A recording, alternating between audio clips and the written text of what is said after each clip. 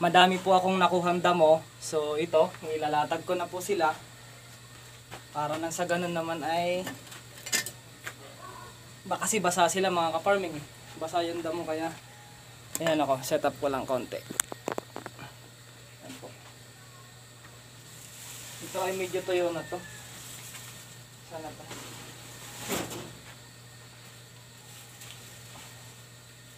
Ito po.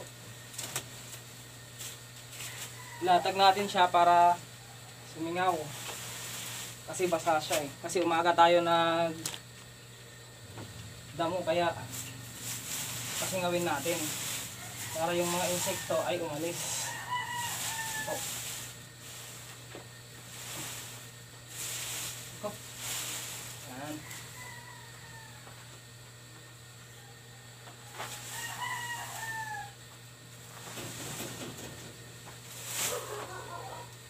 Yan.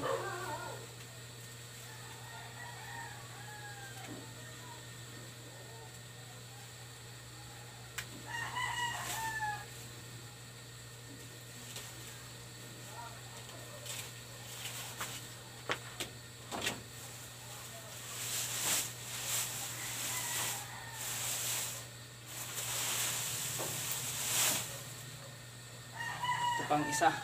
Lagyan lang tayo dito ng kawayan.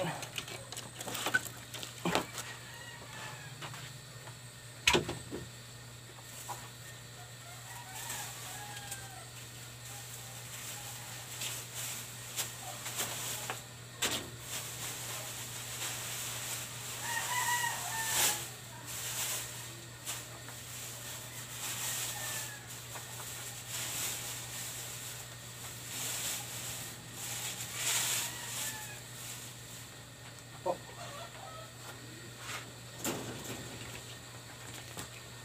Po yung ating mga panali. Ubusin lang ho natin.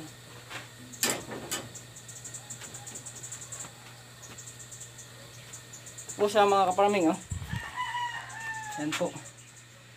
Latag ho natin siya ng ganyan. Para basa kasi ito mga ka-farming. Basa. Ayan oh. Kita nyo naman eh. Basa siya kaya ilagay natin siyang ganyan para matuyo bago natin ibigay. At may nauna na tayong kinuha at yun ang ibibigay natin mamaya. Ito oh. Kailan pa to? Nung nakaraang araw pa ito mga ka-farming. 2 days na yata yan. Pan 3 days na po yan ngayon. Kaya na ipapakain natin yan. Yun naman ay 2 days. Yung gawin dito ay kahapon at yung ngayon ay ngayon lang. Ganun lang po mga ka-farming. Diba? Maganda. Dapat alam nyo rin kung saan nyo linalagay yung luma. Alam nyo rin kung saan nyo linalagay yung bago mga ka-farming. Dapat alam nyo mga ka-farming. At magpupurga tayo mga ka-farming. Magpupurga tayo sa ating alagang kambing. Tapos pagkatapos natin magpurga, magpapakain tayo. So kukunin natin yung gawi doon o ito at yun ay papakain natin mga ka-farming. So magpupurga tayo. Biyang-yang ko lang. So magpupurga lang tayo mga ka-farming. Kuya Don TV.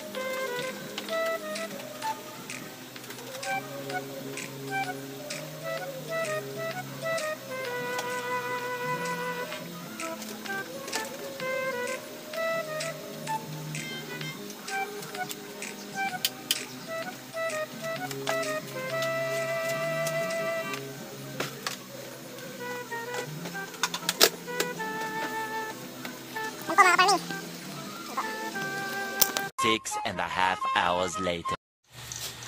Pagkatapos natin silang purgahin, lumipas po ang 1 oras. Ito, pinakain na ho natin sila. Ayan po. Kain. Kumain kayo ng kumain. Ito sila mga farming.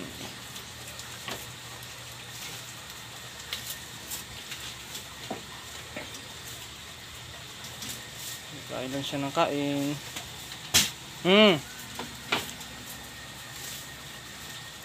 Tao nila. Takaw kumain.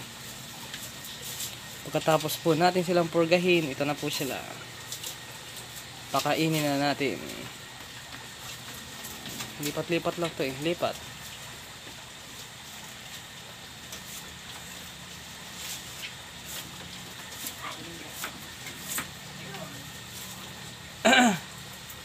Pupunta din.